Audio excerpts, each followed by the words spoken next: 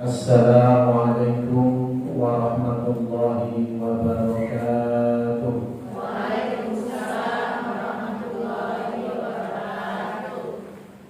Innal hamdalillahi nahmaduhu wa nasta'inuhu wa nastaghfiruh wa na'udzu billahi min shururi anfusina wa sayyiati a'malina may yahdihillahu fala mudilla lahu wa man yudlilhu fala hadiya lahu.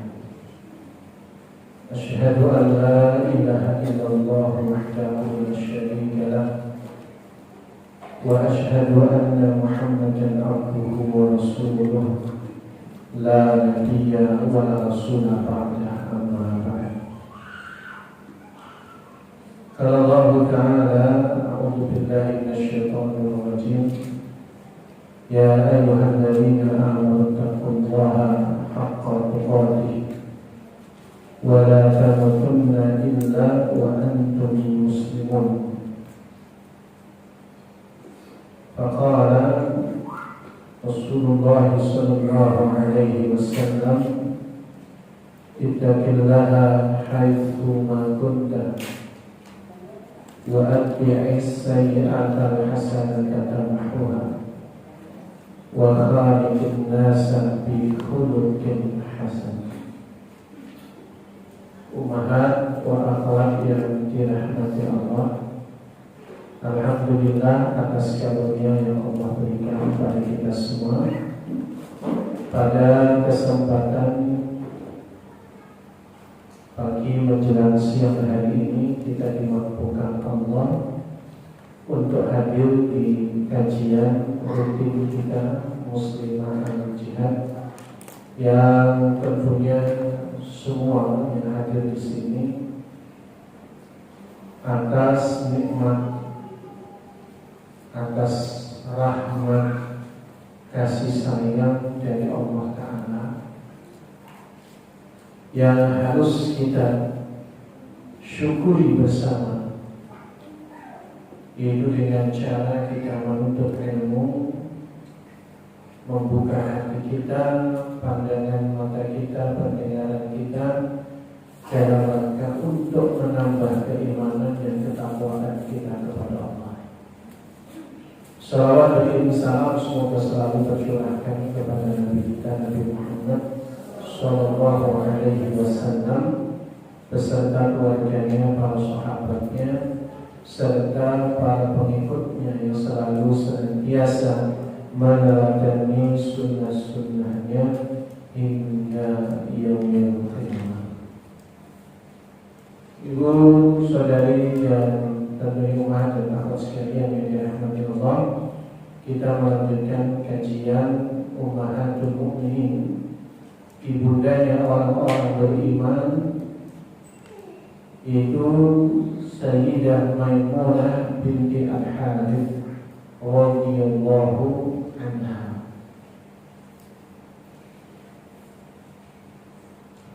Nama dan nasabnya, beliau Ummul Mukminin Maimunah merupakan putri dari Al-Harith bin Hazm bin Bujair bin Al-Hazm bin Ruwaibah bin Abdullah bin Hilal.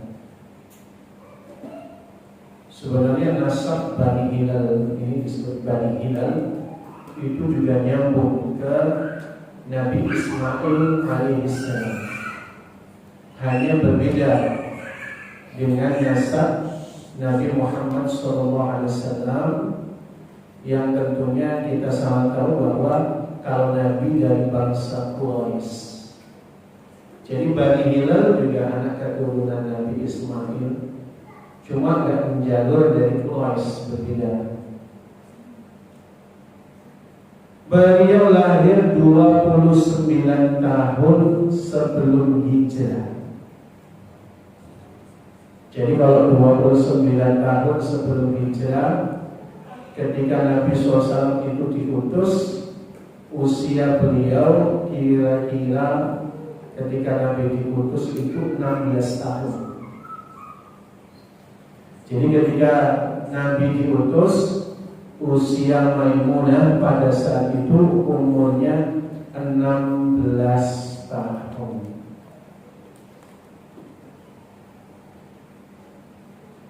Sehingga ketika beliau berhijrah umurnya 29 tahun.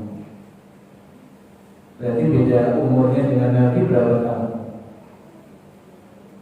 24 tahun. Jadi beda umurnya dengan Nabi adalah 24 tahun. Kenapa? Karena Nabi diutus di umur 40 tahun. Makanya tadi bedanya sekitar 24 tahun. Dan beliau wafat di tahun 51 Hijriah.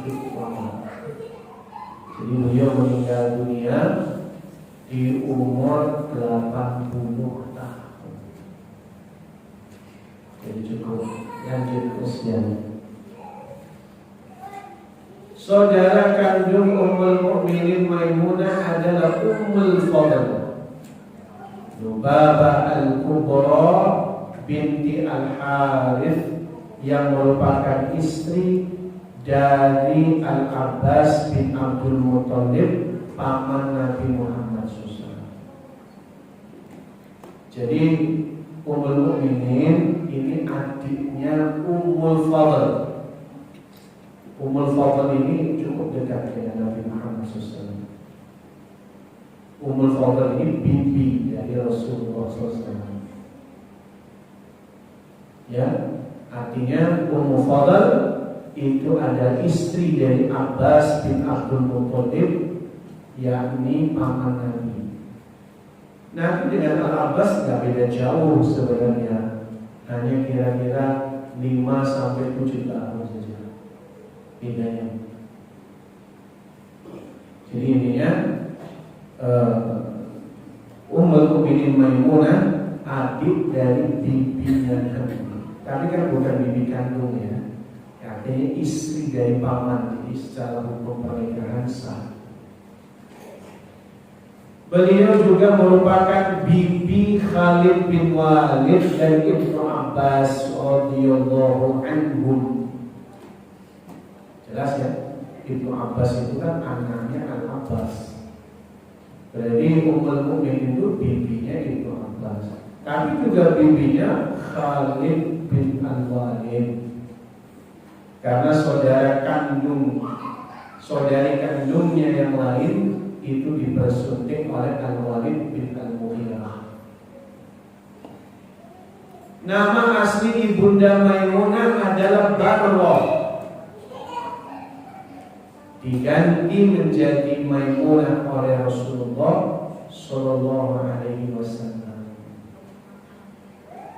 Nama aslinya adalah Barrah.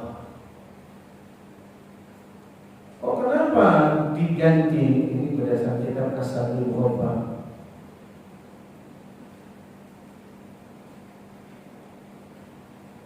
Jadi kalau kita bicara kenapa beliau diganti, kata Barrah di dalam bahasa Arab itu artinya kebaikan sebenarnya, bukan jelek.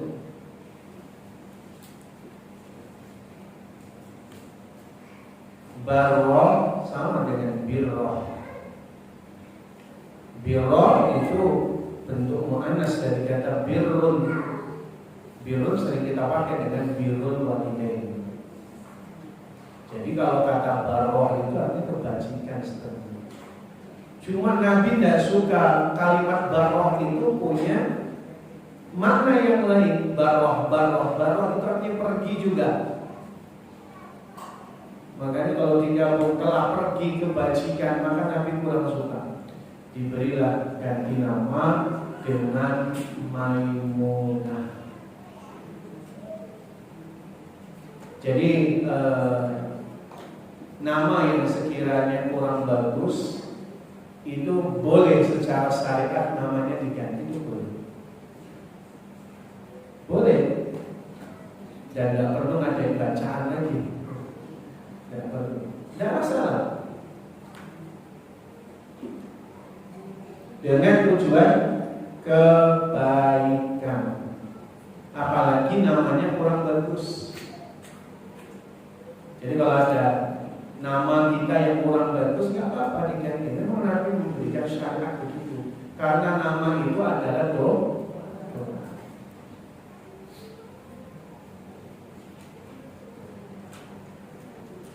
Hindun binti Auf bin Al-Haris itu ibu dari Ummul Mukminin Maimunah radhiyallahu anha, menantunya Al-Abbas dan Hamzah, dua orang putra Abdul Muttalib.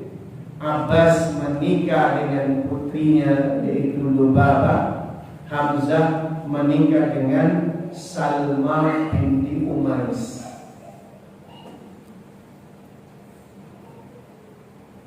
Maksudnya ini, Hindun binti Auf ini ibu dari Ummul Mukminin Maimunah.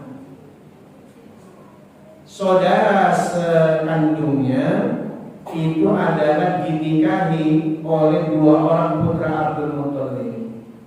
Yang pertama Lubabah binti Al-Harith. Sementara juga anaknya Hindun binti Auf ini adalah Salma binti Umais. Jadi 3 saudari, Ibu Maimunah, Lubabah, dan Salma. Coba ibu perhatikan, kok bintinya beda nih? Salma kok bintinya binti Umais? Karena Salma ini anak bungsu.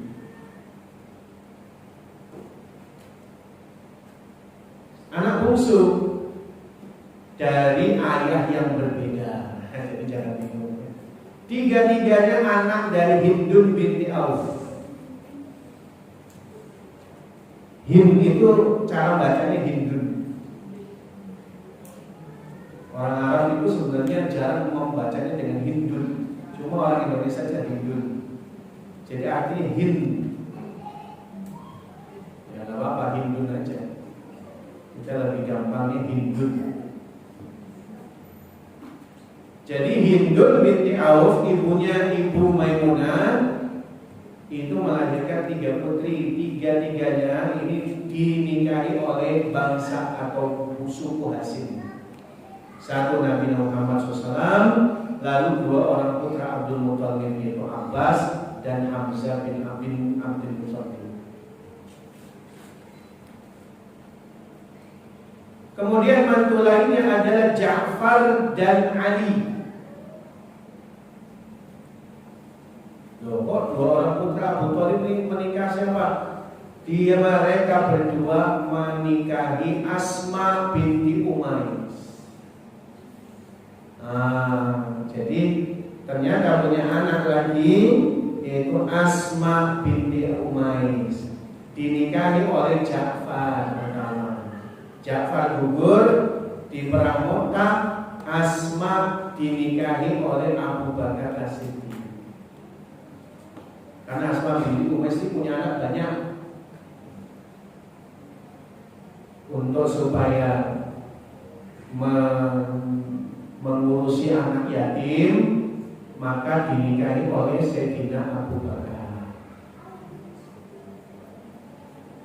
Karena biasa kalau ada anak yatim, dan anak yatim itu butuhnya bukan hanya uang, tapi pengganti ayah yang bisa mendidik dia. Makanya dalam syariat biasanya dinikahi ibunya. Tapi kan ini belum biasa kalau di Indonesia. Indonesia ribut. Jadi dalam rangka menyantuni anak yatim, caranya adalah menikahi ibunya. Ini sudut pandangnya bukan enak. Anaknya banyak. Kebanyakan orang nikah lagi itu urusannya adalah kesenangannya aja yang dipikirin. Tujuannya orang zaman dulu nikahi maaf janda itu adalah untuk menyantuni anak yatimnya. Tujuan dasarnya. Sehingga bukan hanya enak-enak nikahi ibunya, anaknya nggak mau. Nah ini nggak benar. Nah Asma ini anaknya dinikahi Abu Bakar. Sayyidina Abu Bakar wafat, Asma binti Umais kemudian dinikahi oleh Ali bin Abi Thalib. Nah, saat Hamzah wafat, Salma, bukan Asma lagi, Salma dinikahi oleh Usama bin Al-Hadi Al-Layth. Begitulah memang kalau orang zaman dulu seperti itu. Dan menantu terbaik dari Hindun binti Auf siapa? Ya siapa lagi kalau bukan Rasulullah SAW yang menikahi dua orang putrinya. Pertama Ummul Mukminin Zainab binti Khuzaimah. Setelah ia wafat di masa berikutnya Rasulullah menikahi Maimunah binti Al-Haris. Berarti Hindun binti Auf itu nikah bertiga kali. Zainab binti Khuzaimah anaknya juga dari ayahnya namanya Khuzaimah. Nah, sementara Maimunah binti Al-Haris ini dari pernikahan yang kedua. Masuk Islam. Maimunah binti Al-Haris termasuk as-sabiqun al-awwalun. Orang yang pertama lagi terdahulu masuk Islam di kota suci Mekah, namun menyembunyikan keislamannya. Bahkan mendapatkan lencana iman dari Rasulullah bersama saudari-saudarinya, yaitu Ummu Fadl dan Asma binti Umais. Jadi tiga saudarinya itu masuk ke dalam Islam dan disematkan kepada mereka lencana iman. Maknanya artinya figur tokoh yang menjadi teladan pertama lagi terdahulu masuk Islam dari kalangan wanita. Tentu yang paling pertama Ibunda Khadijah, itu jelas. Tapi di antara para sahabiat wanita, ini adalah Maimunah binti Al-Haris dan dua saudarinya, yaitu Ummu Fadl dan Asma binti Umais. Kemuliaannya, Ummul Mukminin Maimunah binti Al-Haris dihormati oleh istri-istri yang lain. Kenapa? Karena kedudukannya, ia adalah saudari dari Ummu Fadl bibinya Rasulullah SAW, istri pamannya. Kemudian dia bibi dari Khalid, bibi juga dari Abdullah bin Abbas. Ini ada di dalam kitab Syiar Alamin Nubala karya Imam Ghazali. Keistimewaan lain dari Ibunda Maimunah adalah ia meriwayatkan 7 hadis yang termaktub dalam Sahih Bukhari dan Muslim. 1 hadis yang diriwayatkan oleh Imam Bukhari saja, 5 hadis diriwayatkan oleh Imam Muslim saja. Total hadis yang ia riwayatkan sebanyak 13 hadis. Ya tentu tidak sebanding dengan Ibunda Aisyah yang berapa? 2.223 hadis kali benar. Ibunda Aisyah. Nah, kalau ini beliau 13 hadis. Rasulullah menyebut Ummul Mukminin Maimunah dan saudarinya wanita yang beriman. Dari Abdullah bin Abbas radhiyallahu anhu, Rasulullah bersabda, Al-akhawatu mu'minat, saudara-saudara perempuan yang beriman. Maimunah zaujun Nabi, Maimunah istri Nabi. Wa Ummul Fadl binti Al-Haris, Ummu Fadl. Wa Salma imra'atu Hamzah, Salma istrinya Hamzah. Dan Asma binti Umais, yaitu ukhtuhunna li ummihinna, merupakan saudari seibu. Ini luar biasa. Makanya ibu kalau punya saudari diajak kebaikan. Ini supaya apa? Termasuk al-akhawatu mu'minat, persaudaraan saudara-saudara perempuan yang beriman, diikat dengan hubungan darah, tapi juga diikat dengan hubungan keimanan kepada Allah.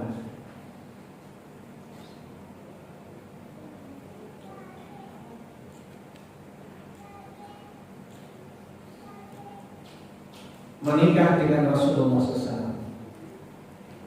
Kisah cinta itu bermula saat Maimunah hidup sendiri tanpa suami. Al-Abbas ini kakak iparnya, yang merupakan orang dekat Maimunah dan orang dekat Rasulullah, menawarkan Maimunah kepada Rasulullah saat Rasulullah sedang di Juhfah. Rasulullah pun tertarik kemudian menikahinya. Tanah di Sarif 10 mil dari Mekah menjadi saksi rumah tangga ini mulai dibina. Pernikahan ini berlangsung pada tahun ke-7 Hijriah saat Ummu Qadha melalui Abbas, Rasulullah membayarkan mahar senilai 400 dirham. Rata-rata ya, mahar yang diberikan Nabi adalah 400 dirham. Sebelumnya Maimunah merupakan istri dari Abu Ruham bin Abdul Uzza bin Abu Qais bin Abdul bin Nasr bin Malik bin Hasan bin Amir bin Lu'ay. Dia dari bangsa Hawazin, dari Khuza'ah. Bangsa Khuza'ah itu pernah memimpin Mekah selama 300 tahun. Ya, ini nasabnya juga nasab bangsawan, cuma dia tidak termasuk keturunan Nabi Ismail.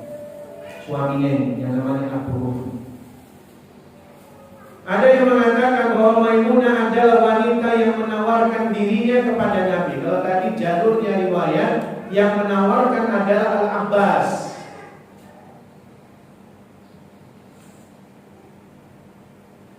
Hal ini adalah merupakan bagian daripada usaha orang-orang yang terdekat untuk menikahkan orang yang sendirian. Makanya Al-Abbas nawari ke Rasulullah. Tapi di dalam riwayat yang lain, Ibu Maimunah menawarkan dirinya kepada Nabi. Saat menunggangi ontanya, Maimunah berkata, tunggangan ini dan apa yang ada di atasnya adalah untuk Allah dan Rasulnya. Isyarat, bukan ngomong ya Rasul nikah saya. Itu udah poinnya banget. Menawarkan diri tapi pakai bahasa kiasan. Tunggangan ini dan apa yang ada di atasnya adalah untuk Allah dan Rasulnya. Beda ya dengan yang di iklan. Jual rumah 300 juta, rumah dan yang menghuninya. Pernah dengar? Jadi beli rumah harganya cuma 300 juta, sudah termasuk yang tinggal di dalamnya.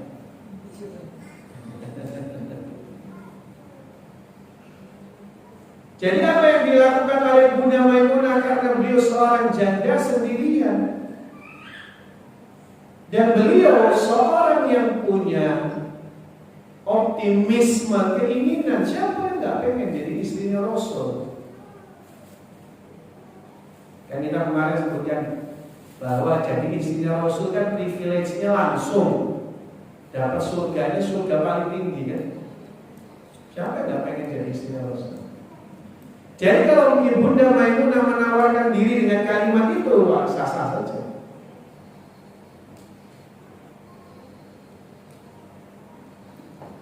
Allah pun menurunkan firman-Nya berkaitan dengan peristiwa di atas.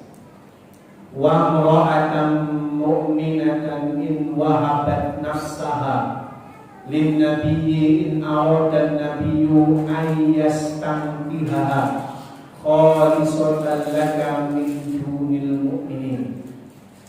Dan perempuan mukminah, orang beriman yang menyerahkan dirinya kepada Nabi kalau Nabi mau menikahinya sebagai pengkhususan bagimu, bukan untuk semua orang-orang yang beriman.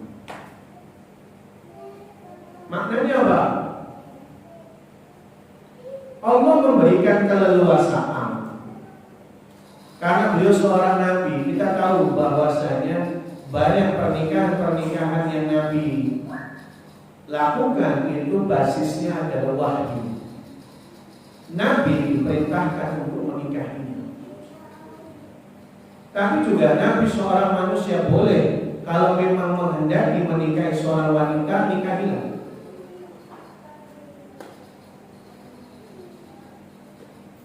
Artinya apa?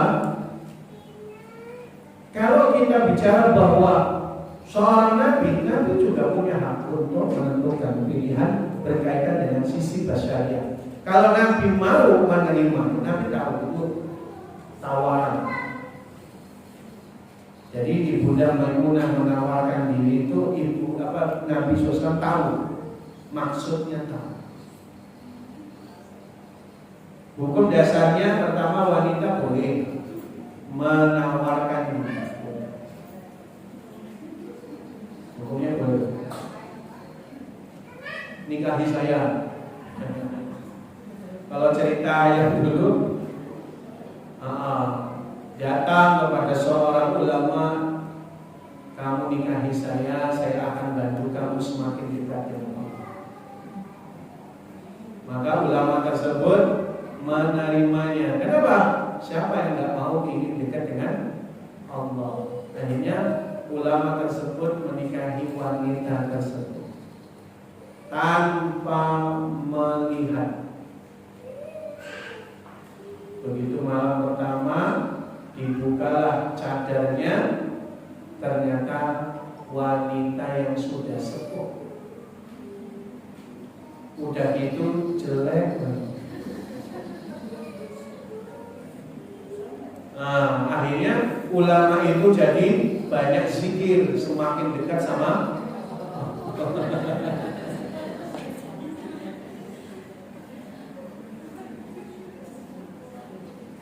dan ketika dipandang lekat-lekat dan dekat-dekat, ternyata suaminya ganteng luar biasa.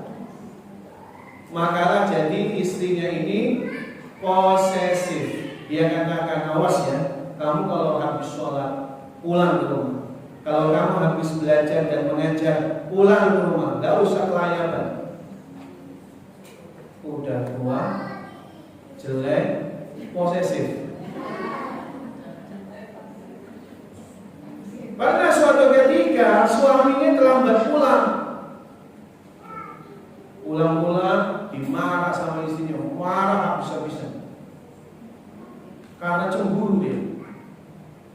Udah tua, jelek, posesif, cemburunya besar, marah-marah. Ulama ini yang jadi suaminya tambah zikir. Akhirnya semakin dekat sama Allah. Jadi dia nggak mengingkari janji wanita itu. Memang benar membuat suaminya semakin dekat sama Allah. Hingga ketika pernikahan sudah 9 tahun, si wanita itu berkata, wahai suamiku, saya tahu kamu terpaksa nikahi saya. Saya ya, sebagaimana kamu lihat, saya yakin dengan seperti dirimu ini, kalau nyari wanita yang jauh lebih cantik, jauh lebih kaya, gampang bagi. Maka 9 tahun ini saya sudah merasa puas menjadi istrimu. Ceraikan saya, wahai suami. Hebat wanita ini, bagus, tahu diri.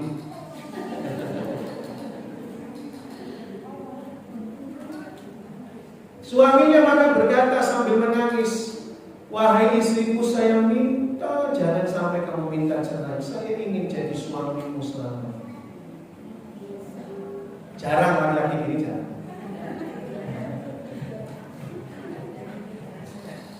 Jadi intinya apa? Intinya sebenarnya boleh seorang wanita menawarkan diri dan Rasul menerimanya dalam konteks Ibunda Maimunah. Boleh saja. Menikah dengan Rasulullah. Ada pula yang mengatakan bahwa nama Maimunah dulu adalah Baroh, kemudian Nabi menggantinya dengan Maimunah. Ia adalah istri yang sangat dekat dengan Nabi. Nabi itu dekat banget. Maka dalam riwayat, di antara bukti kedekatannya dengan Nabi adalah beliau terbiasa mandi bersama Ibunda Maimunah dalam satu wadah air yang sama. Jadi Nabi dalam riwayat mandi bareng sama istrinya itu hanya pada beberapa istri saja. Yang dalam riwayat Nabi itu mandi barengnya satu wadah adalah dengan Ibu Maimunah. Mandi bareng maksudnya satu wadah. Gimana? Ya intinya mesra ya, mesra tanpa batasan. Saking dekatnya beliau dengan Nabi Muhammad SAW. Para ulama menunjukkan itu tandanya Ibu Maimunah ini sosok romantis penuh cinta kasih. Mungkin yang lebih cantik banyak, tapi istri yang penuh cinta kasih itu melayani suaminya A sampai Z, dan betapa dia mesra dengan suaminya. Kan bagi wanita itu yang dicari bukan hanya super powernya. Puncak prestasi bagi wanita bukan bersaing dengan suaminya gajinya lebih gede mana. Bukan ya Bu. Jadi istri yang bagus itu adalah istri yang pintar bermanja-manjaan dengan suaminya. Jadi kalau Umi buka botol aqua minta dibukain, itu bukan tanda lemah, itu manja yang bagus. Bisa ibu tuh buka aqua sendiri bisa, cuma bukain dong Mas, bukain dong Fabi. Suaminya bilang buka sendiri. Nah itu kebangetan suaminya. Jangan jadi wanita yang super power. Saya ini bisa. Saya nggak butuh kamu, Mas. Saya buka sendiri. Jangan, kurang bagus. Jadi wanita itu manja. Menggoda Mas, saya mengandalkanmu Mas. Bukain dong. Nah itu Masya Allah. Nah Ibu Maimunah itu karakternya kayak gitu.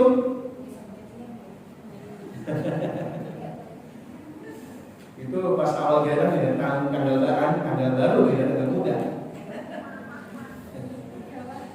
Lendat, itu bagus bagi seorang perempuan lendat ke suami.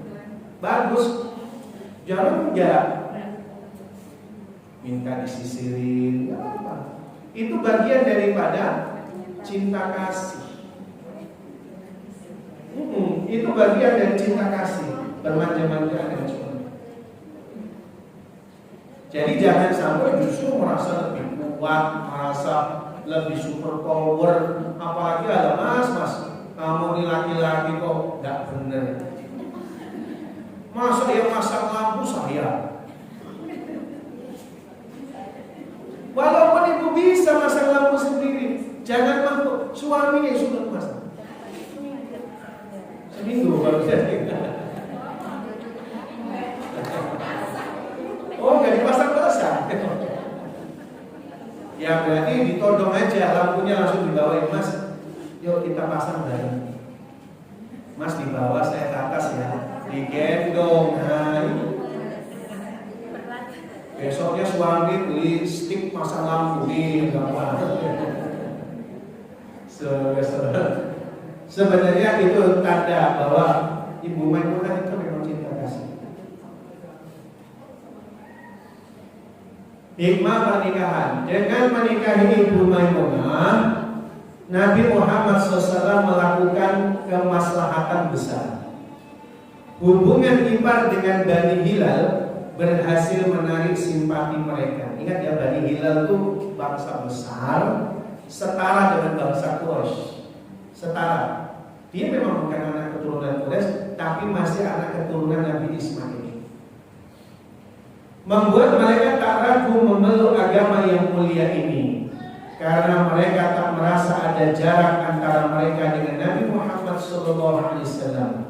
Hilanglah rasa kikuk dan berat hati, tak ada lagi gengsi karena mereka telah menjadi satu keluarga.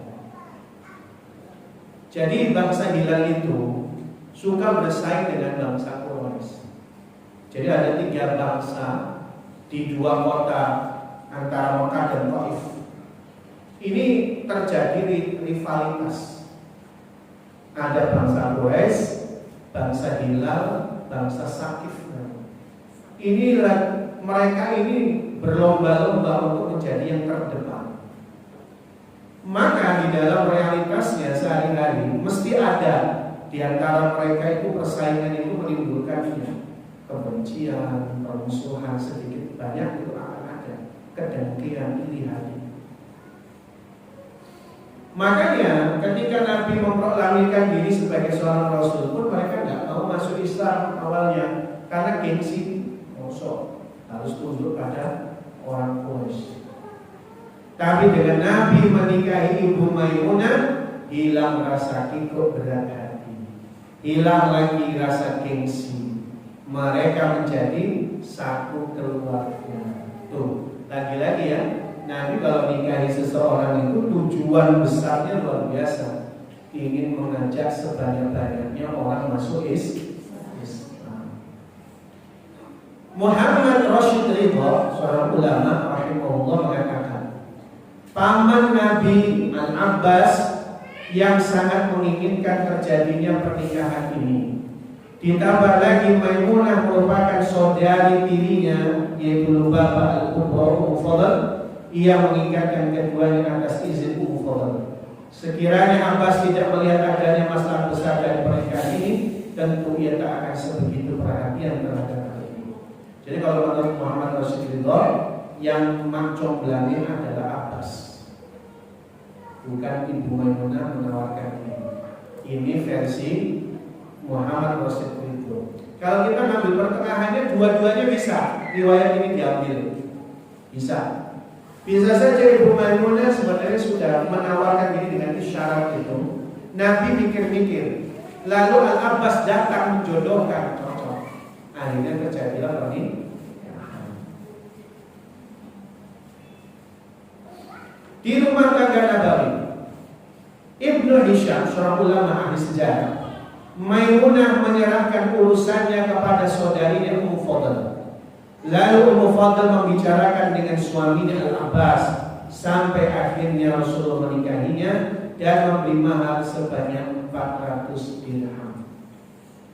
Dengan menjadi istri Rasulullah, Maimunah binti Al-Harits bergabung dengan istri-istri lainnya. Mereka sama-sama memiliki peranan dalam menyampaikan kehidupan Rasulullah kepada umatnya. Salah satu hikmahnya tadi, kalau kita bicara ada belasan hadis yang diriwayatkan oleh beliau, dan hadis yang diriwayatkan oleh Ibu Maimunah itu hampir luar biasa karena tidak diriwayatkan oleh ulama lain, oleh sahabat yang lain, bahkan oleh Ibunda Aisyah sendiri. Kenapa? Karena memang karakter yang berbeda tadi, termasuk hukum bagaimana suami istri mandi bareng dan misal ya, membuka aurat masing-masing. Kalau nggak ada riwayat itu, mungkin nggak boleh. Oh iya, bisa jadi kan tabu. Tabu itu, aurat itu hanya untuk selain suami loh. Kalau sama suami bebas merdeka. Ibu kalau keluar pakai hijab syar'i untuk semua. Tapi kalau ketemu suami jangan tutup semua. Maksudnya begitu. Kebalikannya. Kalau sama suami bebas merdeka. Kalau suami kok. Maka oleh karena itu tidak usah malu-malu kalau sama suami. Ya, malu kepada suami nanti tersesat. Loh, tersesat apa? Nggak ngerti dengan bagaimana cara membahagiakan suami. Loh, itu ilmu. Ummu Sulaim, sahabat Nabi yang perempuan, sahabiah, itu kalau nanya sama Nabi bagaimana membahagiakan suami, itu terang-terangan. Karena ilmu, maka Nabi jelaskan. Jadi kita itu harusnya seimbang antara yang tabu dengan yang syar'i. Dalam ilmu pengetahuan tidak ada yang tabu sebenarnya, bisa dipertanyakan. Makanya Ummu Sulaim memberikan contoh, bertanya dengan termasuk Ibu Maimunah. Jadi memang bagian daripada rumah tangga yang harmonis itu adalah rumah tangga bagaimana istri pintar membahagiakan suami. Matanya dengan dandan, perutnya dengan masak, dan maaf bawah perutnya. Bagaimana istri pintar membahagiakan suami. Kalau istri bisa maksimal di 3 poin ini, insya Allah suami mau bagaimanapun dia akan cepat pulang ke rumah. Insya Allah. Di antara tugas-tugas istri Nabi Muhammad SAW adalah menyampaikan hukum syariat aktivitas Nabi yang tidak dilihat oleh masyarakat umum. Mereka menyampaikan bagaimana Nabi mandi, kan nggak mungkin kalau bukan istri Nabi yang nyampein. Bagaimana Nabi berwudu, mungkin orang bisa tahu. Apa yang dilakukan Nabi sebelum dan saat tidur, juga saat bangun, kan nggak ada riwayatnya dari sahabat, semua dari istri Nabi. Bagaimana saat masuk dan keluar rumah dan hal lain yang tidak bisa diketahui secara detail kecuali istri-istri beliau radhiyallahu anhunna. Mereka lah yang senantiasa bersama Nabi saat tidur. Wafatnya, contoh wafat. Ummul Mukminin Maimunah binti Al-Haris wafat di daerah Sarif, sebuah tempat antara Mekah dan Madinah. Tempat pertama ia membangun rumah tangga dengan Rasulullah SAW. Ini sosial. Jadi Ibu Maimunah itu meninggalnya, maunya adalah di tempat ketika pertama kali beliau memadu kasih dengan Rasulullah. Memang Ibu Maimunah itu sosok romantis, sosok yang romantis. Sehingga beliau pengennya wafat dan dikebumikannya di tempat pertama beliau dinikahi Rasul, yaitu di daerah Sarif.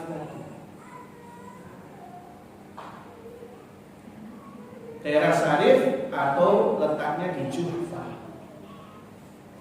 Jadi Ibu Maimunah itu romantis banget. Dan dikuburkan di tempat beliau pertama kali disahkan. Seolah-olah menggambarkan betapa berharganya hidup bersama suami tercinta, yaitu Rasulullah SAW. Setiap detik adalah memori untuk bernostalgia.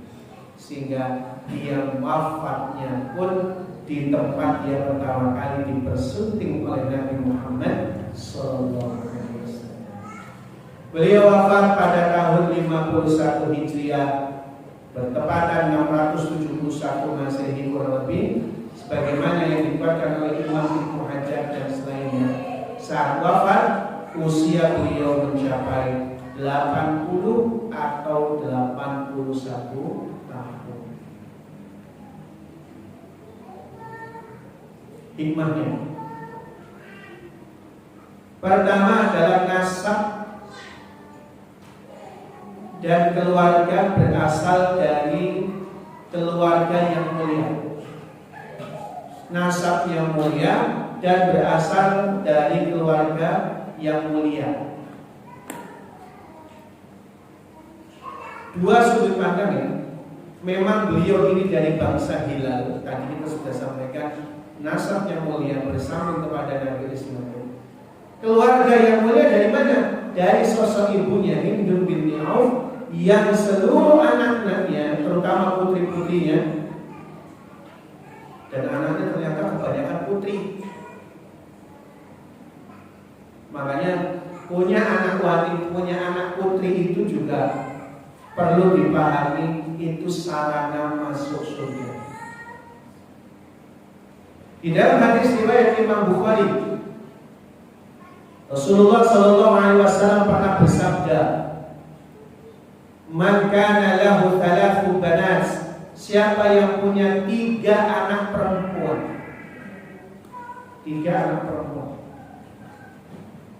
wasabbaru alaihinna, bersabar di dalam mengurusinya, wa kasahunna min malih, dan memberikan pakaiannya, memberikan pakaian kepada mereka dengan uang-uangnya, karena kunna hijaban lahu minan nar, maka anak perempuan itu akan menjadi penghalang orang tuanya masuk neraka. Anak perempuan. Dalam hadis yang lain riwayat Imam Bukhari, maka lahu bintani, siapa yang punya 2 anak perempuan, kalau tadi 3 ini 2, wa yuhsinu muamalataha, lalu dia berbaik-baik di dalam mempergaulinya,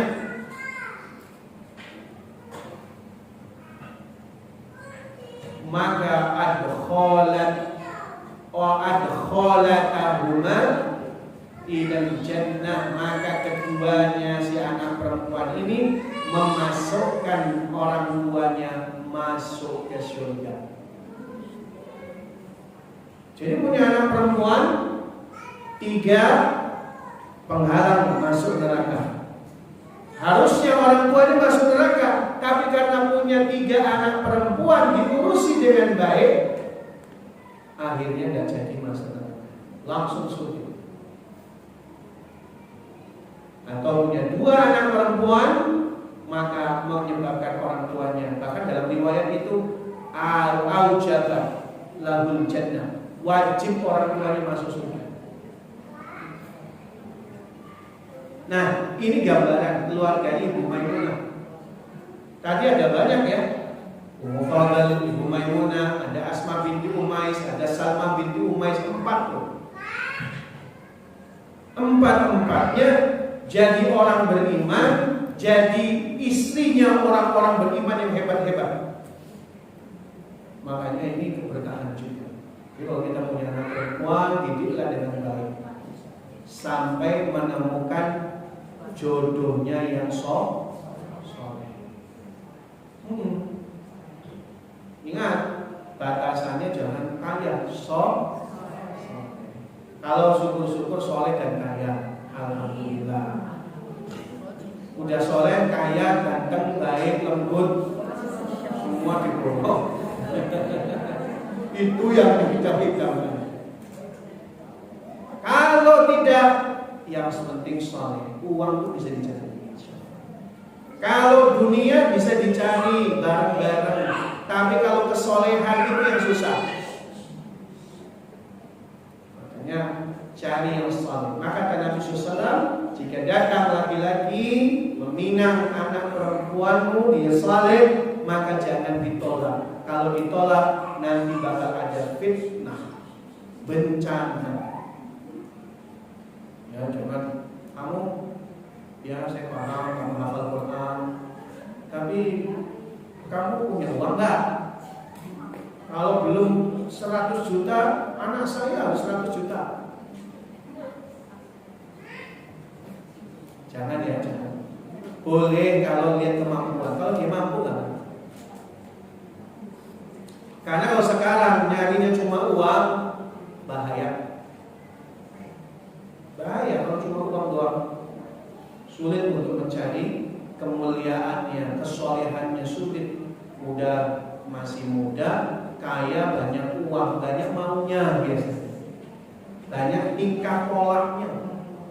Apalagi ditunjang penampilan ganteng, bukan? Susah. Nah, yang penting soleh. Kedua, wanita yang penuh optimisme. Sudut pandangnya dari mana? Beliau menginginkan jadi seorang istri Nabi. Makanya beliau menawarkan diri, tapi tetap menjaga kehormatannya. Makanya pakai bahasa kiasan tadi. Tapi itu pelajaran. sebagai seorang wanita harus optimis, punya cita-cita nggak apa-apa. Tapi jangan sampai ambisius memaksakan diri. Kalau memaksakan diri nanti menerjang yang haram. Basicnya tetap yakin dengan takdir Allah. Manusia hanya berupaya dan berusaha, selebihnya Allah yang menentukan. Maka tidak apa-apa, punya usaha, punya kekuatan, keinginan, apa-apa. Cita-cita itu bagus. Umi kalau lagi belajar tahsin, ayo sama ustazah yang sama Umi harus optimis, perempuan itu jangan pesimis. Optimis, walaupun satu huruf bisa berbulan-bulan, tidak apa-apa. Belajar terus. 3. Teguh dalam syariat. Jadi walaupun beliau berkeinginan untuk jadi istri Nabi, beliau tetap menjaga syariat, menjaga kehormatan, menjaga muruah, harga diri, effah, kesucian diri. Yang hari ini sulit untuk kita dapatkan. Ingat kisah seorang wanita sahabiah, contoh lagi. Ketika dia punya penyakit epilepsi, minta kepada Nabi untuk didoakan agar sembuh. Lalu kemudian kata Nabi, kamu pilih mana? Saya doain sembuh atau saya doain pasti masuk surga? Wanita itu yang epilepsi tadi malah memilih, saya lebih memilih untuk didoakan engkau masuk surga ya Rasul. Tapi saya minta, permohonan saya satu, agar ketika epilepsi saya kambuh, jangan sampai aurat saya tersingkap. Contoh Pak, luar biasa tuh. Padahal kalau secara hukum syariat, orang yang punya penyakit epilepsi di luar kesadaran dia, kejang-kejang dan seterusnya, sangat memungkinkan terbukanya aurat dan mahdzur dalam syariat dimaafkan. Tapi betapa teguhnya sahabiah ini, sampai-sampai di dalam urusan yang dimaafkan oleh syariat saja masih minta supaya auratnya jangan tersingkap. Ini kan berbanding terbalik dengan kebanyakan wanita sekarang. Gak diminta pun buka-buka. Padahal gak epilepsi. Lain ya, banyak yang mendadak epilepsi di TikTok itu kan. Buka-buka. Kejang-kejang semua kan. Jadi itu pelajaran bagaimana teguh dalam syariat. Yang keempat, mendahulukan Allah dan Rasulnya. Jadi betapa luar biasanya Ibu Maimunah ini. Setelah Nabi wafat, prioritasnya gak ada yang lain kecuali Allah dan Rasulnya. Maka beliau sangat taat dengan pesan Rasulullah. Sama dengan ibu yang lain, rata-rata taat, tidak keluar rumah kecuali untuk urusan yang mendesak. Dan beliau selalu mendahulukan Allah dan Rasulnya, apa saja. Beliau banyak zikir, beliau banyak membaca Quran, banyak puasa, banyak sujud, sholat. Hingga apa? Beliau mentaati Allah dan Rasulnya walaupun suaminya sedang tidak ada. Ya kan udah wafat. Dan yang kelima, nyambung komitmen dan sangat penuh cinta. Ternyata banyak di dalam riwayat cintanya wanita solehah itu bukan saat suaminya ada saja, tapi saat suaminya tidak ada. Maka kata Nabi, wanita solehah itu jika ada suaminya dia berkhidmat, jika tidak ada suaminya dia jaga dirinya dan harta suaminya. Artinya apa? Itu bentuk komitmen. Kalau kita hanya sayang ketika ada, begitu suami gak ada, wah bebas, sampai gak ada batasan. Suaminya keluar kota 10 hari, bilang Pak, gak apa-apa sebulan, saya sabar kok. Nah, akhirnya bebas dia bertingkah pola naudzubillah. Ini namanya gak komitmen dan gak setia. Orang yang sampai komitmen dan setia saat nggak ada pun suaminya nggak ada, dia tetap menjaga kehormatannya, menjaga barang-barang suaminya. Makanya penting Bu, suami itu ibarat raja. Pakaiannya itu adalah pakaian kebesarannya. Tempat biasa dia duduk di ruang tamu itu singgasananya. Maka sebagai seorang istri, jaga privasi, jaga hal-hal yang private dari suaminya itu.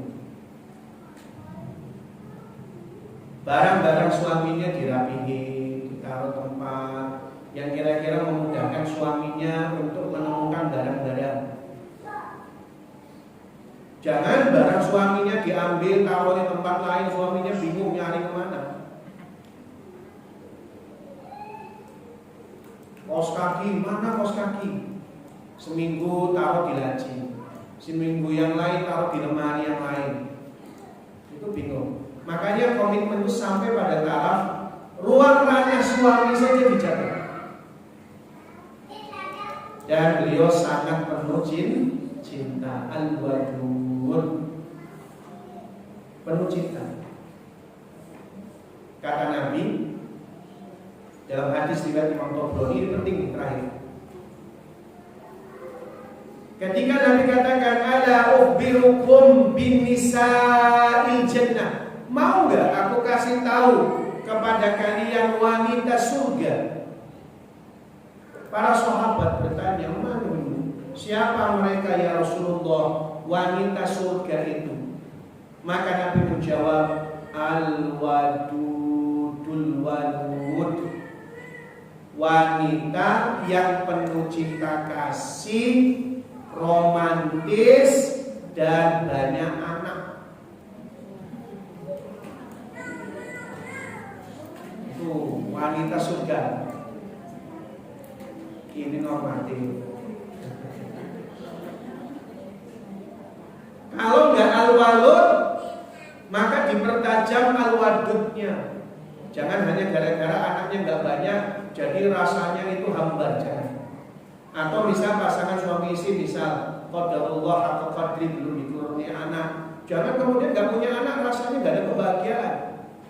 Hargai orang yang ada di sekitar kita. Jangan mikiri yang belum ada, mikiri yang sudah ada. Ini suami saya harus jaga, saya cintai dia sepenuhnya.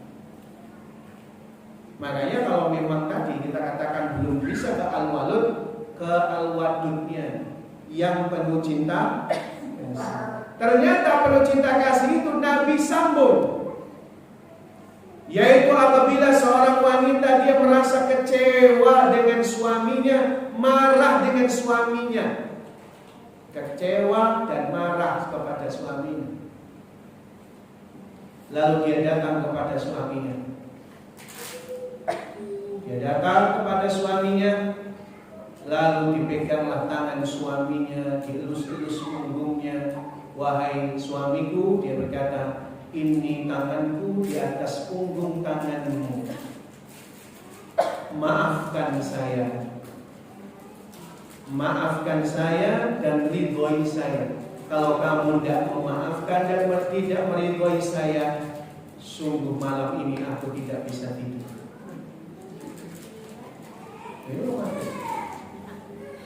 Ini al-wadud. Pembahasannya besar, luar biasa. Bayangin Umi, ibu kecewa, ibu marah sama suami. Problem solvingnya bukan menghindari suami, cemberut, kunci kamar, kunci rumah, suaminya gak boleh masuk. Bahaya. Jadi suaminya pulang kemana? Maaf ya, malam ini tidak ada pintu untukmu. Terus kemana suaminya? Kalau suaminya kayak Sayyidina Ali, mending gak bisa pulang ke rumah, perginya ke masjid. Kalau Sayyidina Ali, masalah laki-laki sekarang nggak kayak Sidina Ali. Maka bukan solusi yang tepat. Solusi yang tepat, kalau ibu marah, kecewa sama suami, bukan suami diasingkan, jangan. Itu malah tambah parah, nggak ada komunikasi di sana. Maka Nabi kasih tahu caranya. Datangi suaminya. Datangi suaminya. Malah wanita yang datangi suaminya, ini namanya mengalah. Yang penuh cinta kasih. Kita lagi menjelaskan yang penuh cinta kasih. Datangi suaminya. Pepet kalau bisa. Dipepet, dilus-elus, disayang-sayang. Sudah ngomong tadi, menurut Rasulullah tadi, maafkan saya. Ibu, saya kasih tahu rahasianya. Laki-laki kalau istri modelnya begini, langsung luluh. Maka laki-laki itu akan berkata, enggak istriku, saya yang salah. Kamu nggak salah kok, nggak usah nangis lah. Mesti gitu jawaban laki-laki. Loh, ibu nggak percaya, coba itu. Kalau ibu maksa dia minta maaf dalam kondisi tidak ada ibu kemudian datang kepadanya, ngelus tangan dan minta maaf duluan, itu minta maafnya formalitas. Dia minta maaf cuma sekedar nggak pengen ribut aja. Dia nggak ngaku salah, nanti ngulangi lagi. Makanya pepet. Suaminya minggir, pepet terus. Ini nggak solusinya. Jangan biarkan dia bersama yang lain. Nah, suami itu kalau sudah kayak gitu dulu udah. Apalagi ibu sambil berderai air mata, ya, sambil mengatakan suamiku mana janjimu. Sungguh setelah kamu melakukan itu, aku merasa tersakiti. Tapi karena saya cinta kepadamu, saya datang untukmu. Dalam teori psikologi, itu adalah seni membangun komunikasi. Ternyata dibedah dalam aspek psikologi. Apa yang dicontohkan oleh Rasul, itu seni mengalah untuk membangun komunikasi, kompromi, negosiasi. Nah, kalau sebaliknya, kita nggak akan dapat manfaat apa-apa. Wallahu a'lam bishawab. Jadi mungkin habis ini ibu mepet terus kayaknya. Oh, wallahu a'lam bishawab. Waktu dan tempat atau kita kembalikan kepada Allah SWT.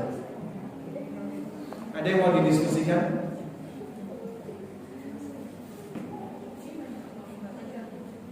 Ada yang mau didiskusikan, ditanyakan? Apa sudah cukup? Oh ada. Silakan.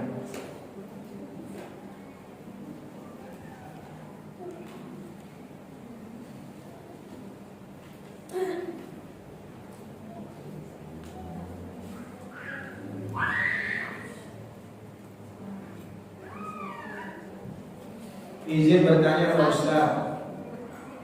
Silakan. Adakah kiat khusus agar suami bisa berkata lembut pada istri, tetapi kepada orang lain dia lembut sekali, tapi jika bicara sama istri kok ketus bicara?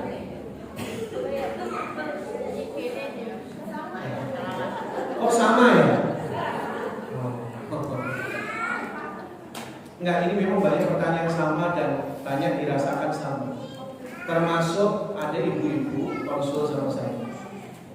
Ustaz, kalau ini mungkin agak lebih ya. Saya sama suaminya itu sangat dekat sekali. Artinya banyak momen bareng. Dalam konteks adalah aktivitas berdakwah bareng. Suaminya penyokong dakwah. Dia katakan, Ustaz, saya itu sedih. Kenapa sedih? Suami saya itu satu, gak romantis. Gak romantis belas. Belum pernah dia muji-muji saya cantik Ustaz. Berapa tahun menikah Ibu? 25 tahun menikah, belum pernah dia muji-muji saya. Saya dandan secantik apapun diem baik. Satu, gak romantis. Dua, kalau ngomong kedus. Tiga, kalau diajak bicara gak mau.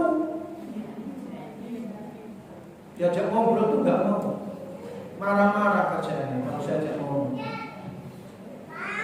Tolong bilangin sister ke suami saya, pokoknya kalau sama istri itu yang romantis, yang lembut, suka dengerin omongan istri. Maka saya datang ke suaminya dan saya sampaikan, Pak, saya hubungan bapak dengan bapak itu kayak saudara. Ya kalau bicara usia beliau 17 tahun di atas. Artinya sudah sepuh, artinya sudah lebih tua.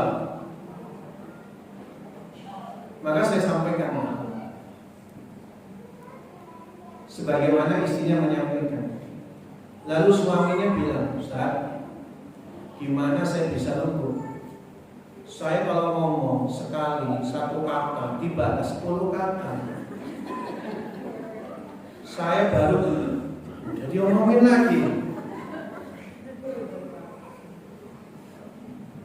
Saya pengen lembut sama istri, saya pengen romantis sama istri.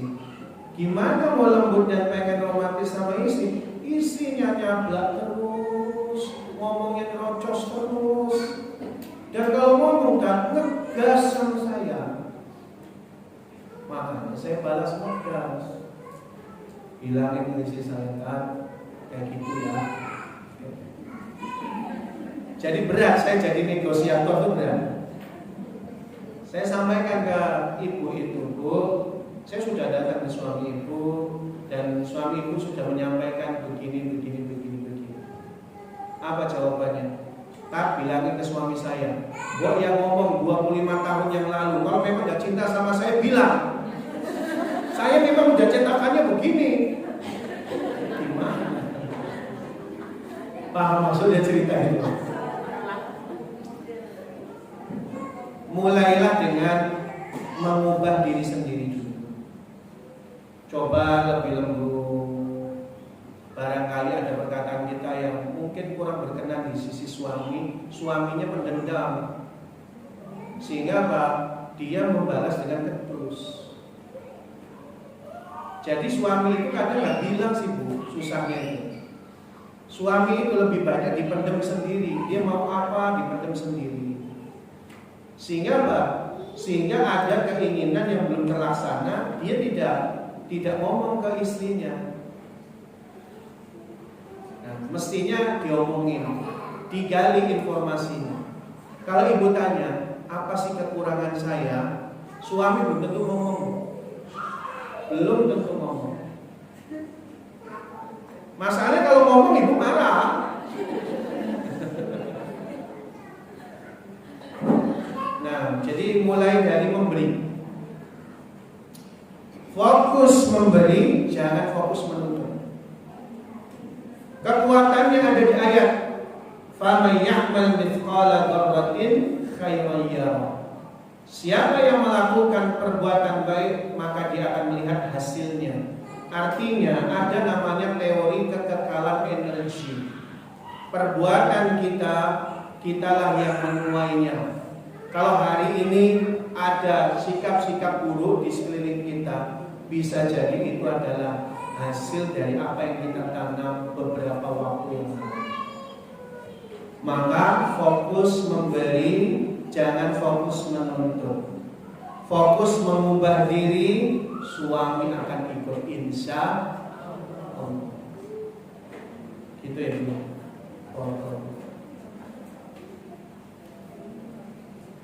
Saya kira cukup karena sudah waktunya habis.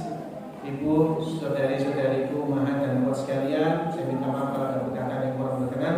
Semua kebaikan dari Allah, keburukan dari saya pribadi. Kita akhiri. Subhanallah wa bihamdihi, asyhadu an la ilaha illa anta, astaghfiruka wa atubu ilaik. waktu depan saya kembali kepada ini. Wassalamualaikum warahmatullahi wabarakatuh.